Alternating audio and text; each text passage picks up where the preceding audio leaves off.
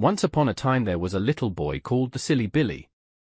The drizzle had turned the cottage garden into a patchwork of puddles, each one shimmering like a secret mirror. Billy, with his cap askew and socks already damp, saw not mud but kingdoms waiting to be conquered. "Look, Sulky," he cried, pointing at the largest puddle. "That's the Lake of Giants." Sulky, perched on the wall, flicked his tail in disdain. The cat's yellow eyes narrowed as Billy stomped into the puddle with both feet, sending a spray of water across the path. Splash! The boy laughed so hard he nearly toppled over, arms flailing like a windmill. Inside the cottage, Gran peered through the lace curtains, flour still dusting her hands. "That boy will ruin those shoes," she muttered. Grandad chuckled from his chair, polishing his spectacles. "Shoes are made for walking, my dear. And in Billy's case, for swimming." Billy was inventing names for each puddle, the river of dragons, the swamp of trolls, when Mum appeared at the doorway, apron tied tight. "Billy," she called, her voice sharp but not unkind. "You'll track half the garden into my clean floor." Billy grinned, hopping from one puddle to the next. "But Mum, I'm exploring. The trolls are after me." He leapt again, splashing water onto Sulky, who hissed and darted under the hedge. "Sorry, Sulky. You can be the dragon if you like." Dad emerged behind Mum, arms folded, a smile tugging at his lips. "Let him be, love. A bit of mud never hurt anyone." Gran opened the window with a sigh. "Mark my words, one of those shoes will vanish before the day is out." Billy, hearing none of this, stomped triumphantly into the deepest puddle yet. The water swallowed his foot with a glorious squelch. He pulled it free, laughing, but as he leapt again, one shoe slipped loose, tumbling into the mud with a splash. He didn't notice. Not yet. Billy bounded from puddle to puddle, his laughter echoing across the garden like a flock of startled birds. It wasn't until he paused, panting and triumphant, that he noticed something was wrong. His left foot felt lighter, colder. He looked down. One sock, red and soggy, stared back at him. The shoe was gone. "Oh no," he whispered, spinning in a circle. "Where's it gone?" "My slipper of mud." Sulky, crouched beneath the hedge, flicked his tail and gave a smug little blink, as if to say, "I told you so." Billy dropped to his knees, hand scrabbling in the puddle. He plunged his arm into the murky water, fishing about until his sleeve was soaked. Nothing. He tried the next puddle, then the next, leaving trails of muddy handprints across the garden path. Still nothing. From the doorway, Mum sighed. "Billy, what have you done now?" "My shoe," Billy cried, holding up his bare, dripping sock. "It's vanished. It's been swallowed by the river of dragons." Dad chuckled, leaning against the door frame. "Shoes don't vanish, lad. They're not magic." Gran shook her head, her hands on her hips. "Didn't I say it? Mark my words, I said one would vanish." Grandad shuffled outside, peering over his spectacles. "Perhaps it's run off to find a cleaner owner," he teased. Billy ignored them all, crawling across the grass, peering under bushes, lifting flower pots. "It has to be here somewhere. Shoes don't just disappear." Sulky padded after him, pouncing suddenly at a clump of daisies. Billy's heart leapt, but it was only a beetle, scurrying for cover. The drizzle thickened into proper rain, pattering on the cottage roof. Billy's socks squelched with every step, his trousers streaked with mud. He felt a lump rise in his throat. "It's gone," he whispered. "Really gone." Mum softened, crouching beside him. "We'll find it, love. It can't have gone far." But Billy wasn't so sure. He stared at the puddles, at the garden that moments ago had been his kingdom. Now it felt like a trickster's maze, swallowing treasures whole. He hugged his knees, shivering. And just then a shimmer, faint but real, flickered at the edge of the garden. A glimmer of light, like a star had fallen into the hedge. Billy blinked, wiping rain from his eyes. The others hadn't noticed. Something, or someone, was coming. Billy rubbed his eyes, certain the shimmer at the edge of the garden was just rain catching the light. But then it grew brighter, pulsing like a lantern hidden in the hedge. The drizzle seemed to pause, the air holding its breath. Even Sulky stopped mid-tail flick, ears pricked. Out from the hedge tumbled a figure no taller than Billy's knee. She was round in the middle, with wings that looked as though they'd been cut from the pages of a storybook and dusted with glitter. Her gown was patched with daisies and cobweb thread, and her wand, if you could call it that, was a wooden spoon with a star tied to the end. "Goodness gracious," she exclaimed, brushing leaves from her hair. "What a dreadful landing. I do wish hedges were less prickly." Billy's mouth fell open. You're a fairy." The little woman puffed herself up. "Of course I am. Fairy godmother, 3rd class, on temporary assignment, and you must be the boy who's lost a shoe." Mum gasped from the doorway. "A fairy? In my garden?" Gran clutched her apron. I knew something peculiar was afoot. Dad folded his arms, though his eyes twinkled. "Well, this is new." The fairy ignored them all, marching up to Billy with surprising authority. "Now then, young man, where did you last see this missing slipper?" Billy pointed miserably at the puddles. It was there, and then it wasn't. The fairy tapped her spoon wand against her chin. "Typical. Shoes are always wandering off. Never trust them to stay put." She gave the puddle a prod, sending ripples across the surface. Yes. I see.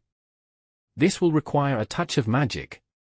Sulky crept closer, sniffing the fairy's gown. She swatted at him absent-mindedly. "Not now, feline. I've work to do." Billy's eyes widened. "You can really help me." The fairy winked. "Help? My dear boy, I specialize in lost shoes. Why, I once reunited a prince with a glass slipper. Though, between you and me, glass is a terrible material for footwear. Always fogs up in the rain." Gran raised her eyebrows. "Glass slippers? Nonsense," but Billy's heart leapt. At last, someone who understood the seriousness of his plight. He clasped his muddy hands together. "Please, fairy godmother, can you bring my shoe back?" The fairy twirled her wand, scattering droplets of golden light that fizzed in the damp air. "Stand back, everyone. Magic at work." The family huddled together, eyes wide. Billy held his breath. Sulky crouched low, tail twitching. The fairy lifted her spoon wand high. "By puddle and by rain, by mud and by stain, let the missing shoe be found again." The garden glowed. The puddles shimmered. Something was about to happen. The fairy raised her spoon wand high, her wings quivering with effort. Golden sparks fizzed into the damp air, drifting like fireflies across the garden. The puddles shimmered, their muddy surfaces rippling as though something stirred beneath. Billy's eyes widened, his heart hammering. With a dramatic flourish, the fairy tapped the ground. Puff! A cloud of glitter burst upward, coating Billy from cap to socks. He sneezed, blinking through the haze. When the sparkle cleared, there it was, his missing shoe, perched neatly on the grass, gleaming as though it had never known mud. Billy gasped. "It's beautiful." The shoe shone with a soft golden glow, its leather polished, its laces tied in a perfect bow. It looked less like a battered old trainer and more like something from a storybook. Billy reached out, trembling with delight. Gran clutched her apron. "Well, I never." Grandad adjusted his spectacles. "That's a finer shine than I've ever managed with Polish." Mum shook her head in disbelief. "Magic in my garden. I'll be scrubbing glitter for weeks." Dad chuckled, folding his arms. "Worth it, though. Look at the lad's face." Billy slipped his foot into the shoe. It fit snugly, as though it had been made for him that very moment. He stood, wobbling slightly, then grinned. "It's perfect." The fairy puffed out her chest. "Of course it is. I told you, lost shoes are my speciality." She gave her wand a proud twirl, scattering another spray of sparks. Now, young man, you're ready for anything, even a royal ball, should one appear. Billy laughed. I don't need a ball, I just need to run. He dashed across the garden, marveling at how light his feet felt. The shoe seemed to bounce with him, carrying him higher, faster. He leapt a puddle in a single bound, landing with a triumphant whoop. But Sulky, crouched nearby, narrowed his eyes. The cat's tail twitched. He crept closer, ears flat, gaze fixed on the glowing shoe. With a sudden swipe, he batted at the laces. Billy yelped, stumbling. The shoe slipped loose again, tumbling across the grass. Sulky pounced, claws flashing, sending the magical slipper skidding toward the hedge. The fairy gasped. Oh, bother, I should have seen that coming. Billy lunged after it, but the shoe was already rolling, bouncing, tumbling away.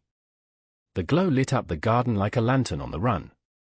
And so the chase began. The glowing shoe tumbled across the grass like a runaway lantern, its golden light bouncing widely with every roll. Billy lunged after it, arms outstretched, but Sulky was quicker. The cat darted forward, tail high, and pounced again, batting the shoe toward the hedge with a triumphant flick. Stop him! Billy cried, slipping in the mud as he scrambled to his feet. Mum gasped from the doorway. That cat will shred it to ribbons. Gran clutched her apron. I knew this would end in chaos. But Billy was already sprinting, his one-shod foot thudding, his socked foot squelching. He leapt over a puddle, skidded on the wet grass, and nearly collided with Grandad, who had stepped outside to watch the commotion. Steady on, lad.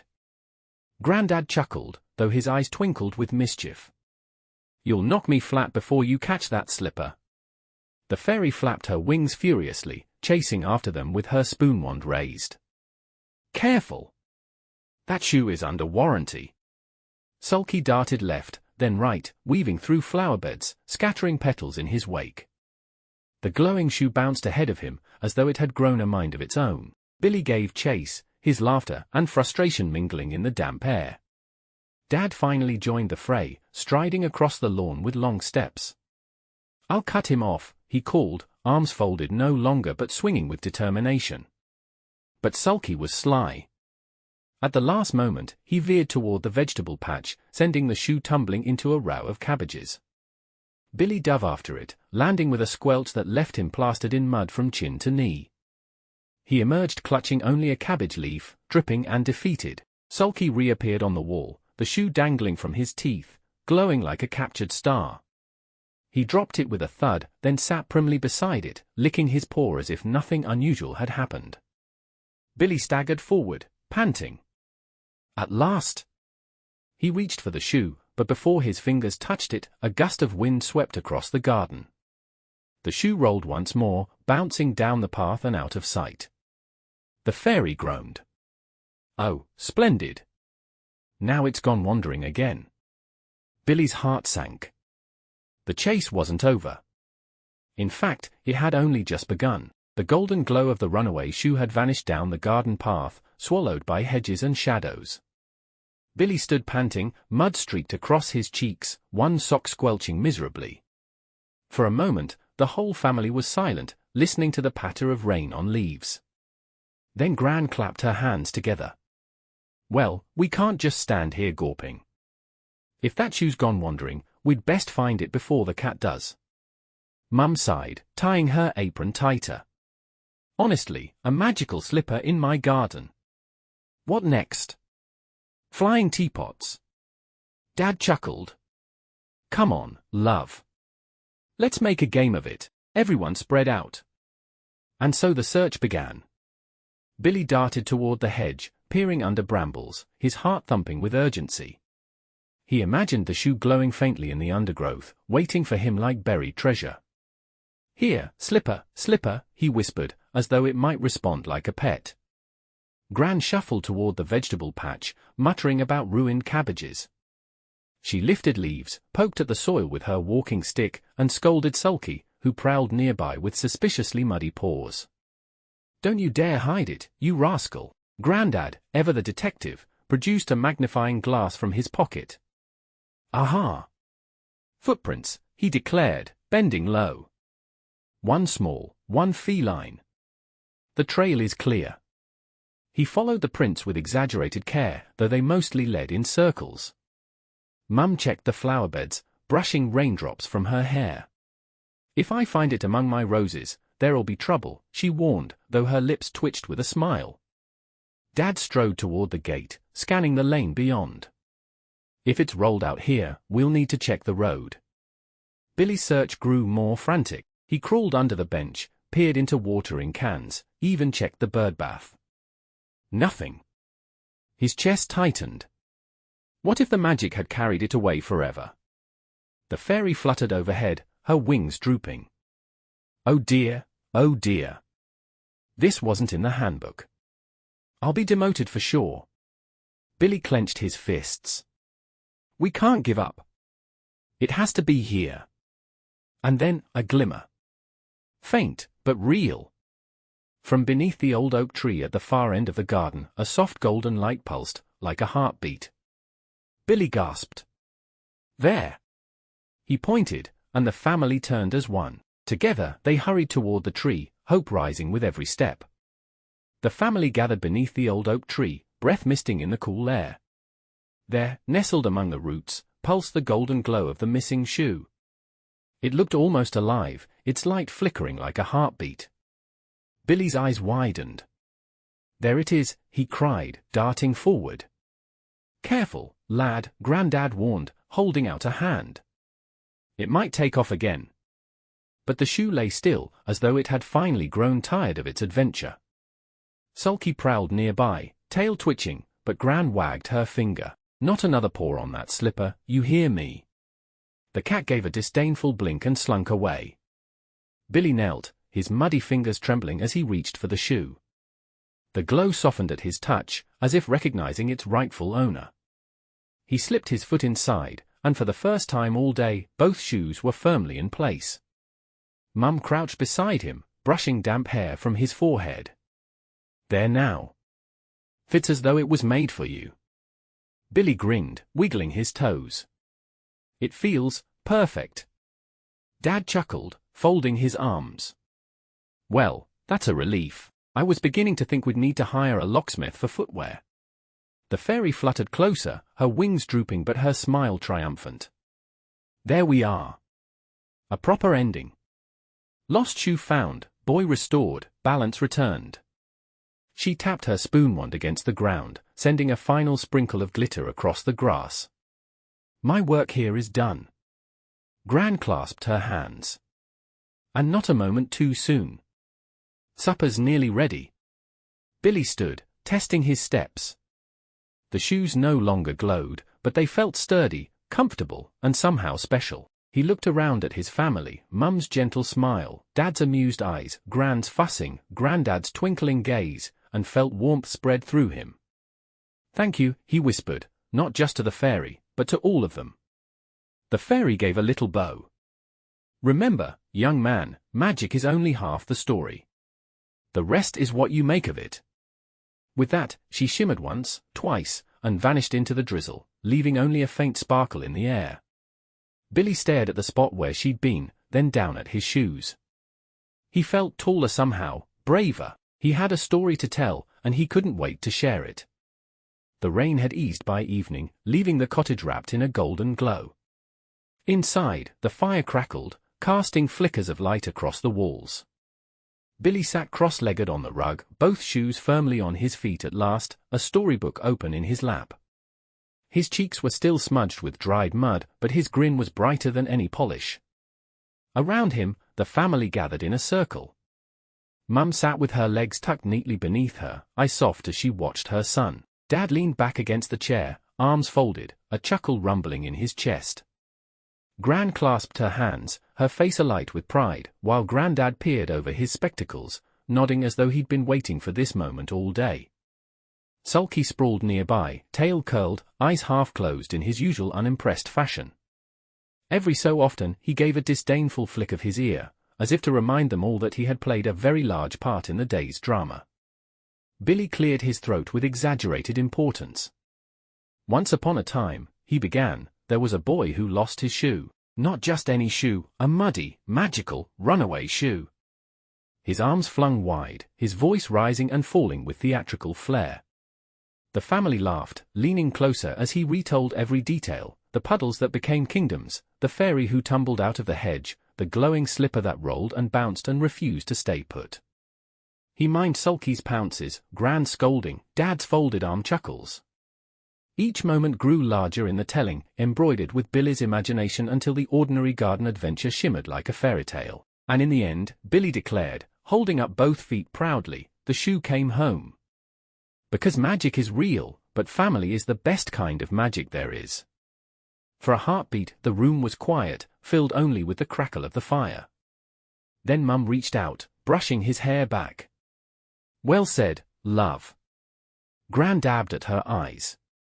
A proper story, that is. Grandad chuckled. And told better than any book I've read. Dad leaned forward, ruffling Billy's hair. You've got the gift, lad. Keep telling stories, and you'll never lose a thing worth keeping. Billy beamed, hugging the book to his chest. Outside, the last drops of rain clung to the window, catching the firelight like tiny stars. Inside, the family sat together, warm and content, while Sulky gave a final, unimpressed yawn. And so the adventure ended, not with a ball or a crown, but with laughter, love, and a boy who had discovered the joy of turning muddy mischief into magic.